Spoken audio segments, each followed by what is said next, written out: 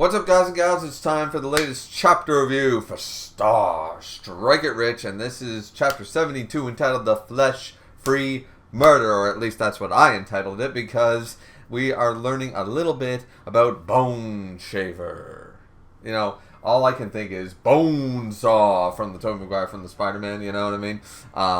All I can think is Bone Saw is ready, anything, you know, because they're in a match or something like that. It just, I can't get the image out of my head, and it's just hilarious. So, yeah, I'm thinking of Bone Saw in drag.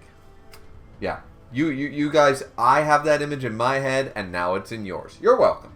Anyways, so we learn exactly what the Flesh-Free Murder is all about. We're learning a little bit of her backstory here, and we jump right into the fight after this. But she showed up at the police station one day with a human skull. Pure white, though, however. Like, it had been cleaned. Like, it's immaculate. Like, it's all pure white. Like, all traces of flesh, blood, everything have been scrubbed clean. This woman needs to go in to a house cleaning company. Like, start a house cleaning company, alright? Because there are a few things that are almost impossible to get out of certain materials. You know, red wine is a killer for a lot of things. Certain type of oils, like engine oil, grease stains, nail polish. Nail polish is a bad one. It literally eats through wood, for God's sakes, and women put that on their fingers. I don't get it. But yeah, fact is, she should go into a cleaning. Like, she would go, she doesn't need the Shark Tank or the Dragon's Den or anything like that. She starts up and be like, hey, I can get blood out of anything and make it look like this. She's gonna be making millions in her first year. I'm just saying, I would buy her product. Oh, she's a psychopath. Yeah, but Spray 9 got nothing on her fucking Bone Shaver cleaning product. Only $4.99 at your local Walmart. Let's go, baby. Like, let's go. It's at Walmart. It's at Target. It's everywhere, right? So, yeah, I even bought it in bulk at Costco once. She needs to invest in this. I'm just saying. If she can clean a skull like this, with all that blood and shit, I'm just... Alright, so, anyways, she's all... yeah, it's very creepy and stuff like that. So, Flora Kudo, she is the Bone Shaver Flora. And what I find hilarious is that Chica's response to this. It's like, well, wait a minute now. She's not the Bone Shaver. She'd be more like the Flesh Shaver because she's shaving the flesh off of all the bone. She leaves the bone behind. How is she the Bone Shaver and stuff? And I'm like, Chica, this is why you're top 5, because you're bringing it up. You're like, I have no time for this cartoony comic book level Saturday morning bullshit of names that don't make any sense. There's a better name right there. Why didn't you use it? You know, so I'm here for her. We love a Chica, right? So they talk about the fact that for some reason she did this. She went to the police station, gave him the skull, obviously sort of turning herself in a way. They don't really bring up exactly like she was arrested, obviously, but what's going on. 339 total, this pure white pyramid of human skulls. Obviously, assumption-wise that she killed 339 people, which... whoa. I mean, let's say that she stole, like, she robbed some graves, alright? So let's say she robbed 50, 60 graves. A lot of work for a woman who's about this big around. But still, let's just assume this is manga, blah, blah, blah. And, you know, anybody can dig up a grave if you got enough patience, time, and nobody's watching. So, anybody can use a shovel. So, let's assume that some of them, maybe, like 30, 40 of them, 50, 60 of them, are just from corpses, from graves, from a morgue, something where she wasn't actively murdering. It still tends to believe that she murdered at least 100 people. 100 of these skulls are straight up murders that she committed herself. So, if not all 339. That's kind of a crazy number, just saying. That's kind of an insane number. It's nuts. So, anyways, they're just like, well, you know, we didn't release this and stuff like that, and, but, you know, our owners out there, so Nozomi got this shit. Like, they aren't, like, Chica's got full faith in our Pegasus, and, I do too. Let's go. So they start the fight. Obviously, Nozomi does her usual shit. She's trying to figure out, okay, what's her range? What's my best plan of attack? I can't do this, I can't do that, I can't do the other thing. Well, why don't we see what she ends up doing? So she starts closing the distance, stuff like that. She ends up getting to her incredibly fast. Even though she's bigger and taller and stuff, her speed is, you know, like, it's something. But Nozomi, of course, has her eyes. right? She's got her super eyes. Now, so she sees the chop coming, and she sees it, and at first, I'm thinking the nails. The nails or something. This is similar to like Rajito with the grip. I'm assuming the nails have something to do with it, that she shaves off with her fine nails, and they're like diamonds or something, and that's what she's doing. She's like shaving the flesh off of anything down to the atom or something, right? Some manga bullshit. However, Nozomi dodges the initial strike, or she seemingly does, because her eyes, she's like, oh, a chop, oh shit, shit, shit, and then she's like, boom, boom, boom, and she sees it all in slow motion because she's Nozomi, so she's like, oh yeah, I got this, boom. She dodges straight up. She's like, well, she's tall and fast, and that's annoying. Still, I can dodge her, and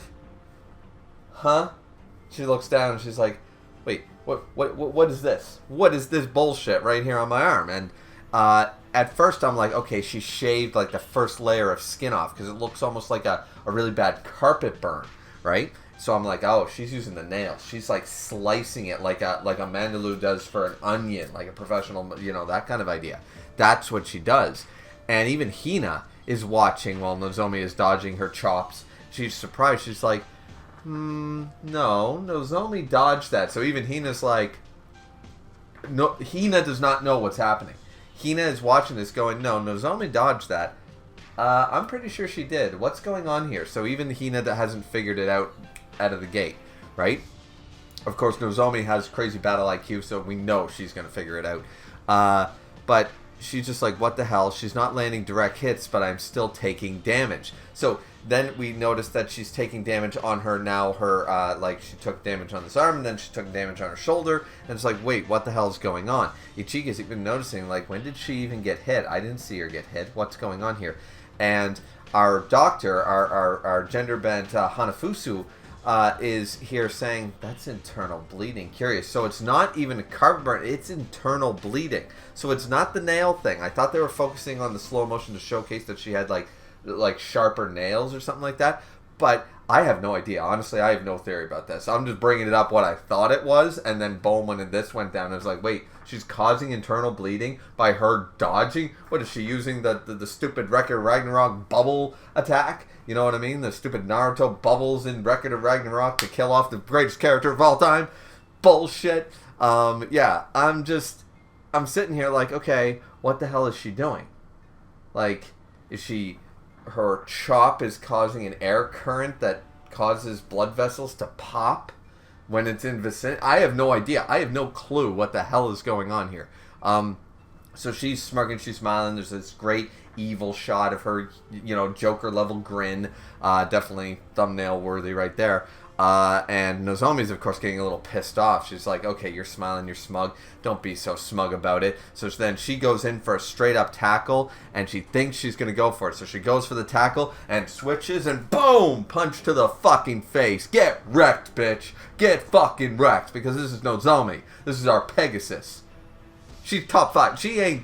You are not top 5. She is top 5. She will always be top 5. And you are not taking her off of that top 5 fucking list. And boom, I love that she goes back to what Kurushi told her, and she said, my trainer once told me way back when you don't know what else to do, just throw a punch. End of chapter. Really, really good. Really quick, honestly, because the backstory doesn't have a whole lot of moving parts. It's just like, hey, she's a psycho, potentially killed over 300 people, and kept their skulls in great condition. Once again, should probably talk to a cleaning company and be like, hey, CLR, Spray 9, Dawn, forget about it. I got this shit. I got Bone Shaver Clean, And then we move on to the actual fight itself, and we don't know what her ability is. We don't really have much of an indication. So, Nozomi was caught a little unawares, but she's like, yeah, fuck it, throw a punch. Kurushi told me that. Like, hey, when all else fails, you ain't gonna get hurt, but, go on the offensive. Do your shit, So, let's go. The Kurushi advice coming in clutch, and Nozomi looking as great as always. So, yeah, that's the chapter. Really good chapter. Looking forward to the next one. I love when Nozomi fights, because I don't...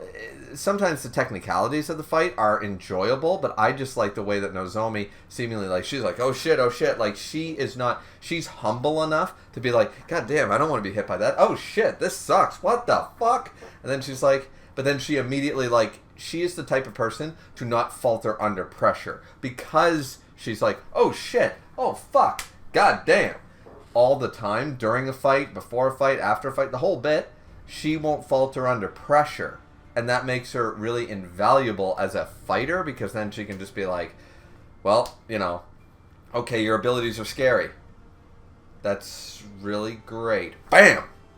Like, that's her attitude. I love it. I love her, like screw this shit. Like, any of those movies that have, like, any of those Japanese horrors, like The Ring or The Grudge or anything like that, like, sometimes Scary Movie did this and stuff. It's like, no. Just push your head right back down. Like, no. Like, does anybody ever try to punch any of these slasher or Japanese horror? Just somebody throw a fucking punch just once at these guys. You know what I mean? Just one time. Be like, oh, jeez, boom, you know, and then them go like, oh my god, what the shit, you know, like the little kid that meows and shit like that. Like, anybody try to like pick up all like 4 pounds of them and fucking like toss them out the window? Like, nope, fuck you, throw, you know, that would be my response. Just saying.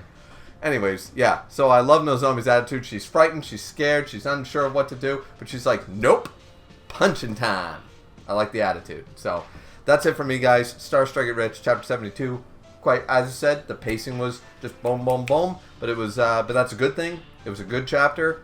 Looking forward to 73. So, hope you guys enjoyed too. Like, comment, and subscribe. And we'll see you guys all back here next time. So, have a good one. Sayonara.